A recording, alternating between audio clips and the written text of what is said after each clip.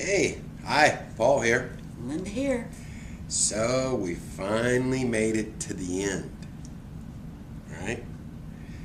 So now you're kind of, I think we might have even told you in one of them what the last one was, but if not, this last one is about mindset. Mindset is a word I don't really like, or two words together I don't really like, because it conjures up a lot of things in people's minds that can sometimes be negative, right? Or not. You know what I mean? How they use it a lot. Yeah. And really, mindset is nothing more than your attitude and your attitude towards something. Now, you've probably heard a lot of things about, you need to have a positive mental attitude, constantly have a positive mental attitude. Well, that's a good thing. I mean, if you can do it, it's impressive. But it's really hard to have that positive mental attitude all the time. At least it is for me. I don't know about how it is for you all out there, but for me, it's that way. But think about it. Well, first let me give you an example. If you have a positive mental attitude, you feel up, right? There's all these different emotions that you can go through, and you have positive emotions and you have negative emotions. Most of your negative emotions, whether it's fear, it's anger, or whatever that emotion is, to be quite honest, that emotion is coming from your ego. Every time you use your ego to make whatever decision you want to make, is usually going to be a negative emotion. Positive emotions, where you're happy, you feel abundant, you feel joyous. I know those are a lot of weird words, but for example, there's a lot of times where you can feel really good, and you feel really good about your business. And then you leave the house, and you go to work. And sometimes at work, people can dump on you quite a bit. And it can really take your happy, positive attitude and just throw it in the trasher. Because it's really, really hard to fight against.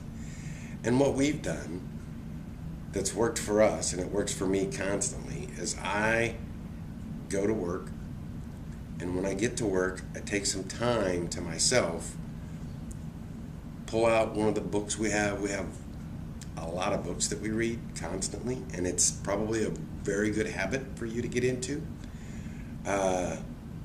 For example, just grab like the stack if you can for a minute. It's gonna blow you away. This is just a few of them. But yeah, this is just a few of the books that we read. But as you can tell, this book is pretty old. Read it quite a bit, as well as that one. That one has been around for a long time. But we also, as you see these, you've probably heard of these. One you probably haven't heard of is the autobiography of Ben Franklin. Ben Franklin was really, really ahead of his time in a lot of the things that he did. But, here, he put some of these back over there, out of the way. But it just gives you an idea. We constantly read to bring these thoughts that we want into our mind. And the thing that Ben Franklin did was way, way back. He created a group that he called Junto. And Junto is nothing more than a mastermind group. And when you talk about a mastermind group and you talk about mindset, those are two phrases that a lot of times can throw people off. And if you think of, or if you've ever read Think and Grow Rich by Napoleon Hill, he kind of defines mastermind. And in that book, he talks about how he searched for a lot of definitions of it. And at the time he wrote the book, there really wasn't a lot of material on mastermind groups. So he had to go further back to find out more about it. But he defines it basically as being when two minds come together in a harmonious way with the thought or ideas towards the accomplishment of a specific goal. So I don't know how many of you are married, how many are not. Would like to know if you're married. Give us a buzz so we can talk, right? Communicate, remember that? But for us, it's a little easier because Linda and I kind of have our minds set on where we want to go. So we constantly talk about it. And when two minds come together, you'll probably think about this in everyday life, if you really think about it, even in work. When you get together and there's two of you, at least two of you, sometimes three or four, but when there's two of you that get together and you think about solving some issue or how to make some issue better, it's surprising, but what happens is a third entity is created, like a third mind, if you will.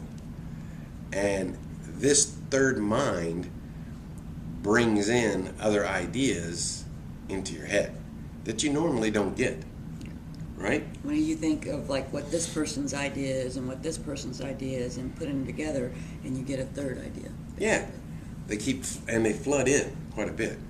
And it's really good to keep a notebook around with you a lot. We've talked about it before.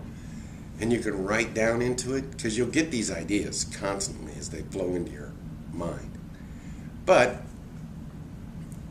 you may not be a member of a mastermind group, or maybe you are a member of a mastermind group, but if you're not, I would suggest you look for some. We have one that we're involved in that's helped us tremendously from the standpoint of keeping your mind on track as to where you want to go and what you want to do. Would you agree with that? Yep. What else would you say? That It's like, even though we constantly talk, it's like it's always good to reach out and get other people that are of the same mindset that you are, to where you can grow and you can take stuff from them. It's just really hard to explain. it is hard to explain, but once you're in it, it just unfolds. Right. It's bizarre how it unfolds. And from time to time, the mastermind group that we're involved in, they have periodically free to the public calls.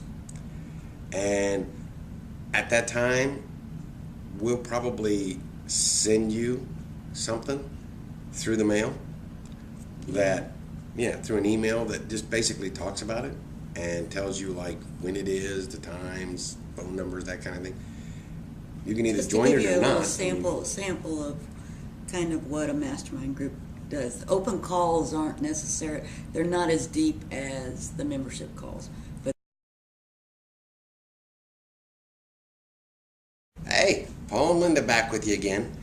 All we wanted to do is basically cut this video up a little bit so you didn't get it all in one big sitting. So this way we'll cut it maybe in rambled. half. Yeah, we have a tendency to ramble on. And that's a good thing because the rambling's coming from within us. It's not something that we can stop a lot of times. And We get so mindset excited. is a really key point. It's not necessarily business-wise. It is, but it isn't. Well, it's you. Yes. It's all about you. And it's like you have to feed yourself in order to be able. You have to fill yourself up in order to give out. Yeah. So anyway, this is a little intermission. So if you want to have, something to drink, something to eat, go ahead and do that. Come back, get some popcorn, sit down, relax. Okay? We'll see you on the next one. Bye-bye. Bye-bye.